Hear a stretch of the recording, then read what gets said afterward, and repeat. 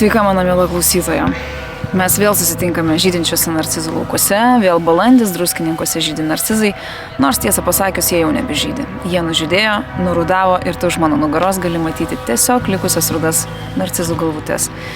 Kas paprastai nutinka ir su mūsų gyvenimu tada, kai visi narcizo kerai, kuris yra šalia mūsų, visi jo kerai, žavesys, nuostabumas išblėsta ir lieka tik tai parudavę, nužydėję stagarai. Na, bet nebūkime labai pesimistiški, todėl kad aš turiu labai gerą temą šiandien ir visai nuotaikingai pakalbėsim 10 pamokų iš Sun Tzu veikalo Karo menas. Pristatysiu jums 10 pamokų, iliustruodama savo pavyzdžiais iš asmeninio gyvenimo. Pati svarbiausia Karo meno pamoka tai yra pažink savo priešą ir pažink save patį. Gerai pažink. Kuo daugiau informacijos, kuo daugiau žinių mes turėsime, tuo mažesnė tikimybė mums papulti į pavojingas situacijas, įsivelti į didelės dramas, visiškai bereikalingas dramas. Visos žinios, kurias jūs renkate apie narcisizmą, kitų patirtis, tų, kurie jau praėjo visokias nesąmonės, padeda išeiti iš situacijų sutaupant daug laiko, nervų, pinigų. Kreipkitės į žmonės, kurie jau praėjo šitą patirtį.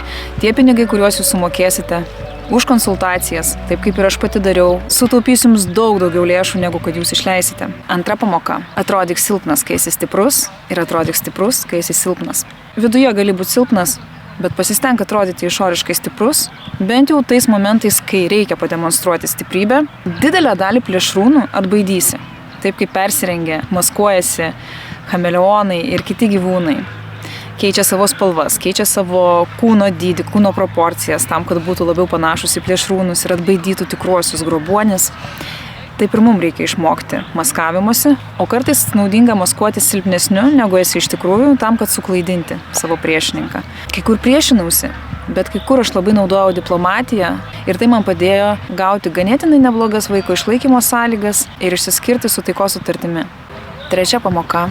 Pulk, kai priešininkas yra nepasiruošęs. Tai yra pamoka apie netikėtumus. Po skyrybų vaikas buvo dar mažas, nusprendžiau persikelti į kitą miestą. Daug buvo priežasčių, kodėl aš persikėliau į kitą miestą, apie tai daugiau pasakoju kitose savo video.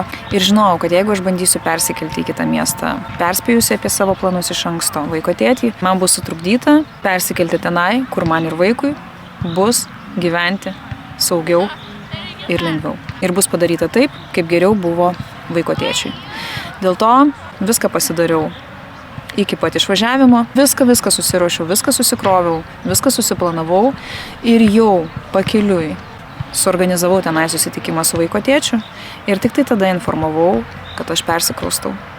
Tokiu būdu aš pastačiau prieš faktą ir nebuvo galimybės manęs kažkaip sustabdyti, nes viskas jau buvo suorganizuota ir suplanuota.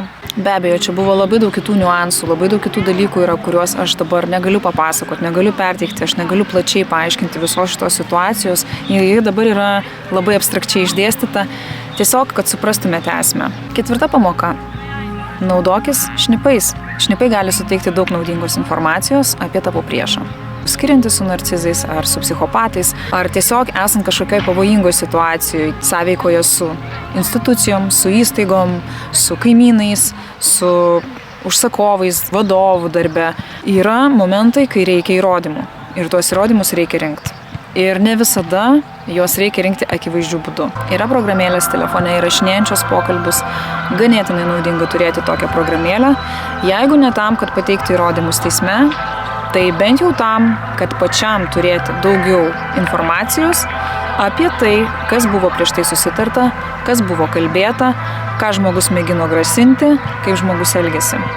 Šitie įrodymai kai kuriais atvejais vis dėlto gali labai padėti. Tiek filmavimas, tiek balso įrašai, norint, kad jie būtų priimami kaip įrodymas teisme, juos privaloma daryti perspėjus visus dalyvius apie tai, kad yra įrašinėjama. Ir yra vienintelė situacija, kai neprivaloma nieko informuoti ir perspėti, tai yra tada, kai vyksta nusikaltimas, kai jums reikia tiesiog save apginti savo gyvybę, savo sveikatą ir nusikaltimo atveju filmavimo įrodymas teismo būna priimamas. Taip pat dažnu atveju šnipais gali pasitarnauti artimi žmonės, artimos aplinkos žmonės, giminės, buvę draugai, buvę netgi meilužiai, ypač buvusios moterys, kurios irgi kažkada buvo aukos ir išmoko savo pamokas, išsinešė iš to kažkokią informaciją, galimai, kurios jūs dar neturite.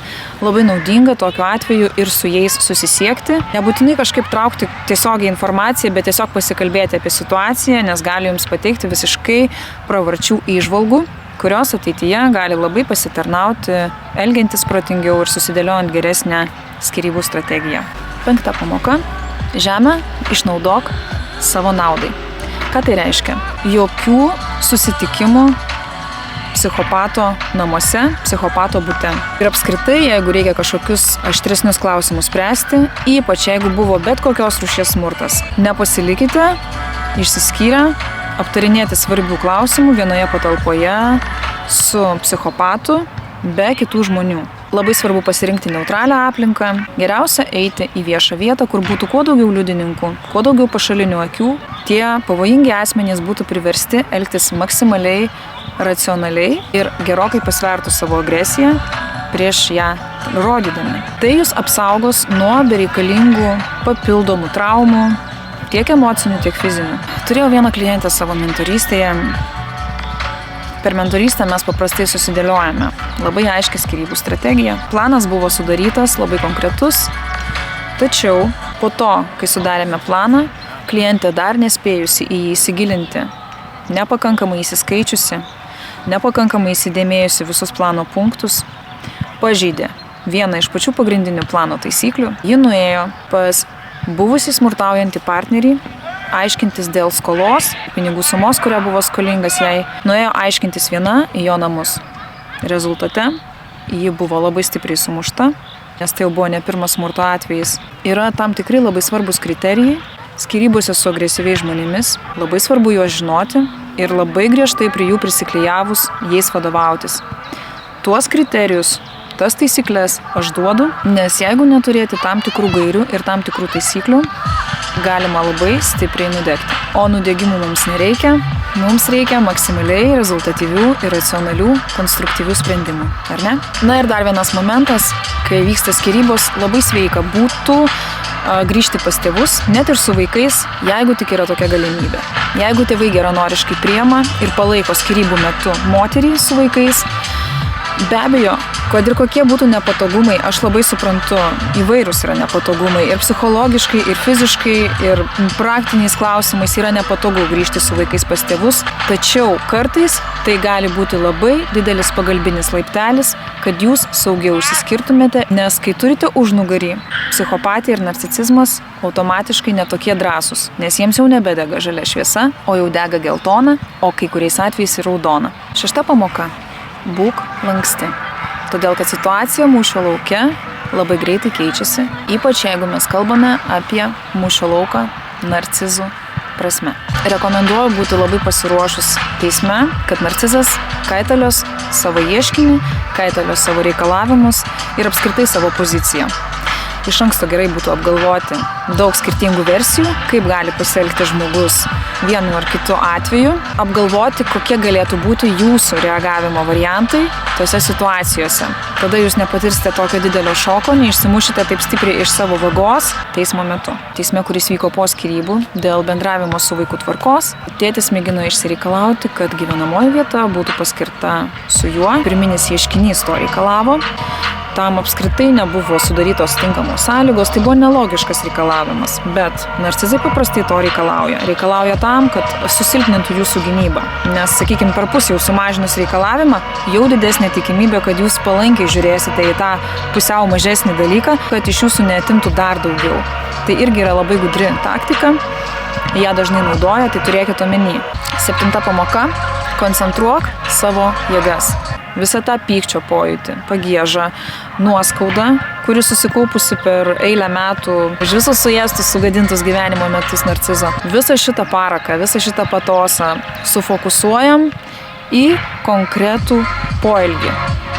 Pavyzdžiui, susikaupiam persikelti į kitą gyvenamąją vietą, kol vyks skyrybos. Šitam dalykui, šitam veiksmui reikia energijos ir tam labai gerai padeda pyktis, kuris sukilęs, todėl jo nevenkit, o kaip tik jį koncentruokit, fokusuokit, netaškykit va tokiais va proveržiukais mažais.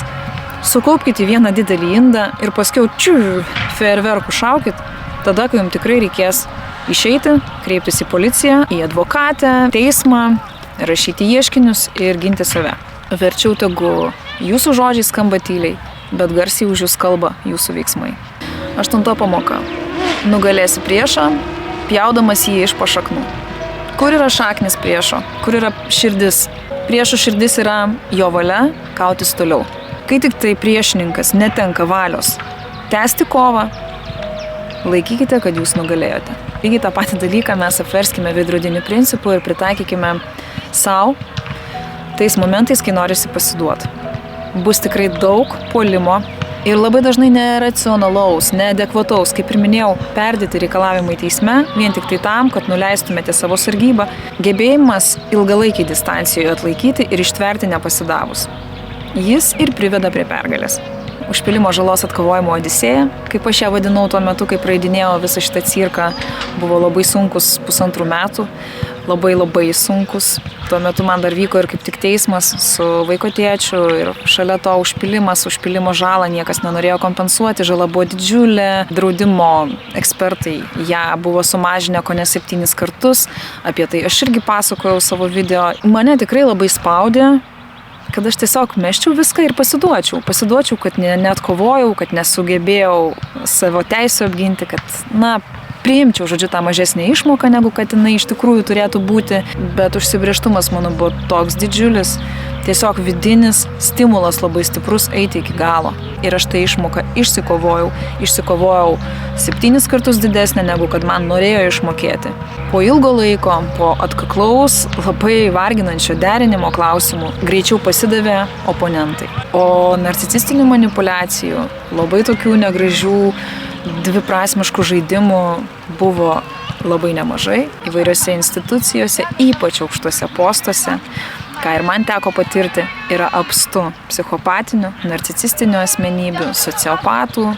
Jie tikrai labai gerai tarpsta tose aukštose pozicijose ir labai yra pripratę savo diktuoti teisės, išnaglėję, pripratę prie savo viršenybės, prie savo nebaudžiamumo. Labai yra svarbu parodyti, kad neatsitrauksi.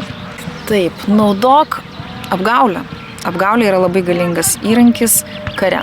Čia aš cituoju, pati nemėgstu apgaulių. Nemėgstu tokių visokių paslėptų vandenų, tų srovių visokių. Aš labai nemėgstu to slapukavimo, aš labai nemėgstu melo. Ir savo gyvenime stengiuosi nenaudoti šitų įrankių.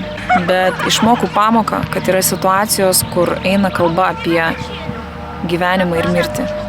Tas toks siaurutis praėjimas tarp gyvenimo ir mirties, tai yra tas momentas, kai mano moralės įsitikinimai man legalizavo gudravimą, šventą melą. Šitose situacijose gudravimą naudoti legalu, atleistina ir netgi patartina. Būtent su psichopatais, sociopatais ir narcizais. Tačiau čia pavyzdžių iš savo gyvenimo aš neduosiu, nes tam tikra informacija yra pernelyg privati. Tokius dalykus aš galiu papasakoti tik tai konfidencialiai, tete-a-tete. Ir paskutinis, 10 punktas, žinok, kada atsitraukti. Kartais yra labai svarbu ne tik tai kovoti iki visiško išsekimo ir mirties. Kartais reikia pagauti tą šventą momentą, kai yra laikas truputėlį sustoti, sustabdyti arklius ir pailsėti. Leisti savo atsikurti visoms jėgoms, kad po to su naujom jėgom, su dar daugiau entuziazmo, su atstatyta sveikata, vėl grįžti kovoti toliau už savo vertybės, už savo teisybę. Pralaimėtas mūšis, tai dar nepralaimėtas karas. Kartais ramybė yra daug didesnė vertė, negu kad likti teisiam ir išsikovoti teisingumą. Visada pasisverkite savo jėgas ir prioritetus, kas jums yra svarbiau gyvenime. Su didelė meile ir moterišku solidarumu linkiu visoms kupinos šiltų ežerų ir linksmų akimirkų vasaros. Nes kad ir kokius mes labirintus praeinam, kad ir kokį skausmą, gyvenimas tęsiasi ir jame yra gražios akimirkos ir nuostabūs įspūdžiai su vaikais gamtoje. Yra tų gražių dalykų, į kuriuos būtinai reikia nukreipti savo dėmesį, prasiblaškyti, nes tik tai leis jums atkurti savo resursą tam, kad toliau galėtumėte tęsti savo stebuklingą kelionę.